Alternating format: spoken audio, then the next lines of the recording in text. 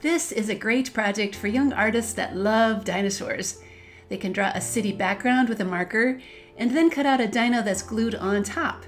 It's easy and fun and is inspired by a popular book titled If the Dinosaurs Came Back by Bernard Most.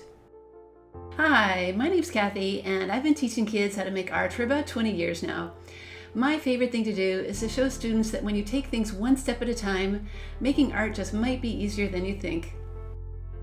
The supplies needed for this project are a 12-inch by 18-inch sheet of paper, pencil, black markers, scissors, glue or glue stick, and a printed dino template that is included in my step-by-step tutorial, which you can find in a link below. Step number 1. I recommend starting right off by drawing with the marker. I'm going to make the ground line first, and then add the buildings above it. There's no need to use a pencil and then trace, as that can take a lot of time when you have a lot of lines. Now I do want the background to look really full, so I'm going to draw all of my shapes next to each other and fill up that paper as best I can. Now the more details these buildings have, the better it's going to look, so I'm going to add some more large shapes and a few details on the roof. After those buildings are in place, I'm going to go back and add lots of windows and a few doors. They can be squares or rectangles or a little of each.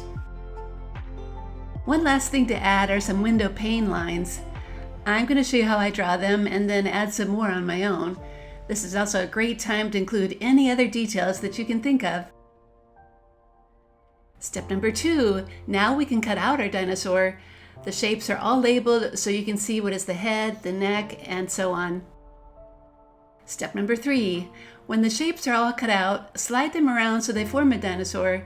The half circle is the body, the long shapes are the neck and tail, the large rectangle the head, and the small rectangles the legs.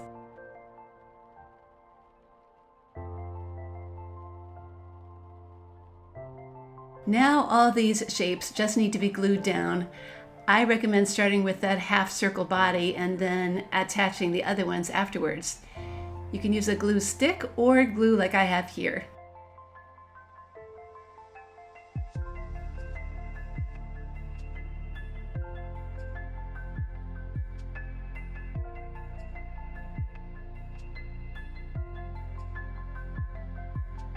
Before I attach the head though, I'm going to take a moment to draw an eye with the marker and then cut out a small triangle for the mouth.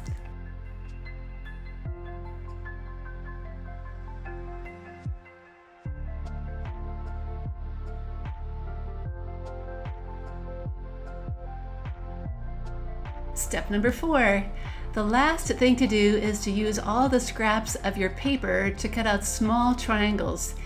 You can glue them along the back and the neck and the tail so your dinosaur looks like they have some spikes on them. At Art Project for Kids, you'll find many more lessons that have taught kids how to make things like a Kandinsky tree and a newspaper cat. If you are seeing this on my YouTube channel, thanks for watching, and please give me a like and subscribe so you'll know when my next video comes out.